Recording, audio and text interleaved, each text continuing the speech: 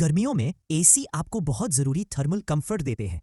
ये रूम के अंदर टेम्परेचर को 16 डिग्री सेल्सियस तक बनाए रखते हैं। वहीं रूम के बाहर कंडेंसर कॉइल का टेम्परेचर 80 डिग्री सेल्सियस तक चला जाता है। तो आज के इस वीडियो में समझेंगे कि एसी कैसे काम करता है और ये हमारे एनवायरनमेंट को कैसे इफेक्ट कर रहा है। हम इसके बारे में भी विस्तार से जानेंगे। एसी का वर्किंग प्रिंसिपल बहुत ही सिंपल है। इसमें एक इवेपोरेटर कॉइल होता है जो कमरे के अंदर स्थित होता है। इस कॉइल में एक लिक्विड भरा होता है जिसे हम रेफ्रिजरेंट कहते हैं और इसमें लो प्रेशर मेंटेन किया जाता है। यह प्रेशर इतना कम होता है कि इस प्रेशर पर रेफ्रिजरेंट लिक्विड फॉर्म में रह ही नहीं सकता और इसीलिए इसे इवेपोरेट होना ही पड़ता है। जब लिक्विड रेफ्रिजरेंट इवेपोरेट होता है तो इस इवेपोरेशन के दौरान बहुत सारी लेटेंट हीट ऑफ वेपराइजेशन की जरूरत पड़ती है। ये हीट कमरे की एयर से रेफ्रिजरेंट ऑब्जॉर्ब कर गैस में बदल जाता है और कमरे की एयर ठंडी होने लगती है। किसी भी लिक्विड को जब हम गर्म करते हैं तो वह गैस में बदल जाती है। जब लिक्विड गैस में बदलती है तो उसे काफी सारी हीट की जरूरत पड़ती है जिसे हम लेटेंट हीट ऑफ वेपराइजेशन कहते हैं। आपके चेहरे या बॉडी पर पसीना आते वक्त जब पसीना सूखता है तब आपको ठंडक महसूस होती है, क्योंकि जब पसीना सूखता है तो वह गैस में बदल जाता है और गैस में बदलने के लिए उसे जो हीट या लेटेंट हीट ऑफ वेपराइजेशन चाहिए वो उसे आपके गालों से मिलती है, जिस वजह से ठंडक महसूस होती है। इसी सिद्धांत पर कमरे की एयर भी ठंडी होती है। जब ठंडा रेफ्रिजरेंट इस पाइप से फ्लो करता है तो ये कमरे की एयर से हीट ऑब्जॉर्ब कर लेता है और ये लिक्विड रेफ्रिजरेंट गैस में बदल जाता है। यह गैस रेफ्रिजरेंट अब पाइप के माध्यम से एक कंप्रेसर में जाता है। कंप्रेसर यहां दो काम करता है। पहला, रेफ्रिजरेंट को पाइप में फ्लो करवाना और दूसरा, रेफ्रिजरेंट का प्रेशर और टेम्परेचर को इंक्रीज करना। कंप्रेसर इवेपोरेटर से आई हुई गैस को कंप्रेस करता है।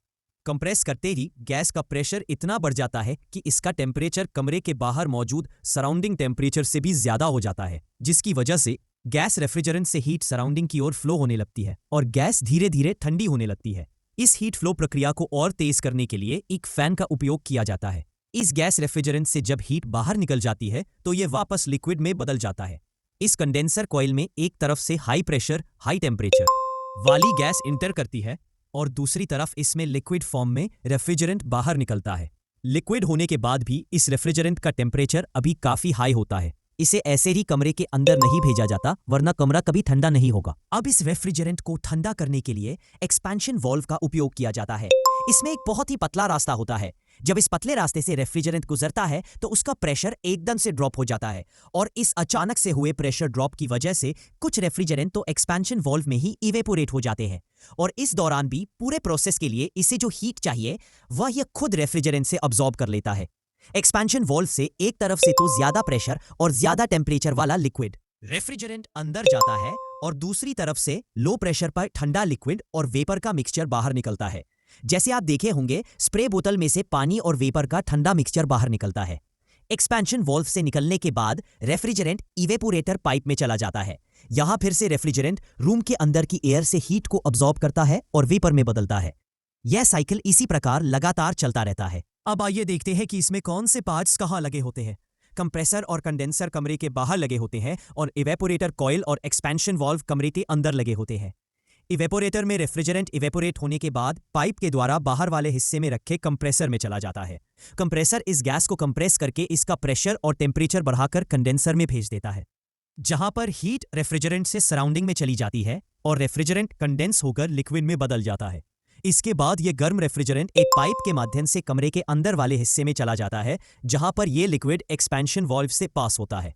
यहां पर रेफ्रिजरेंट एक पतली जगह से पास होता है। इसके दूसरी तरफ लो प्रेशर होता है।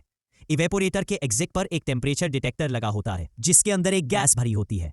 जैसे ही इवेपोरेटर पर एग्जिट टेम्परेचर बढ़ता है, डिटेक्टर के अंदर मौजूद गैस का प्रेशर भी बढ़ जाता है और यह गैस इस स्प्रिंग पर दबाव बनाती है, जिसके कारण वाल्व कुछ ज्यादा खुल जाती है और ज्यादा रेफ्रिजरेंट इवेपोरेटर में जाने लगता है और कमरे की कूलिंग भी बढ़ जाती है।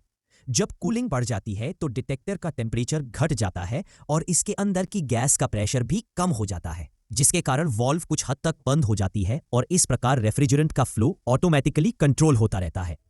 एसी में सिलिंड्रिकल टाइप का पंखा उपयोग किया जाता है ताकि ये कम जगह घेरे। हवा में मौजूद वेपर जब इवेपोरेटर कॉइल के संपर्क में आता है तो वह ठंडा होकर लिक्विड में बदल जाता है और इस लिक्विड को एक पाइप के माध्यम से कमरे के बाहर निकाल दिया जाता है। आज के टाइम में spiral type compressor air conditioner में उपयोग किए जाते हैं। जो कि काफी साइलेंट और स्मूथ होते हैं।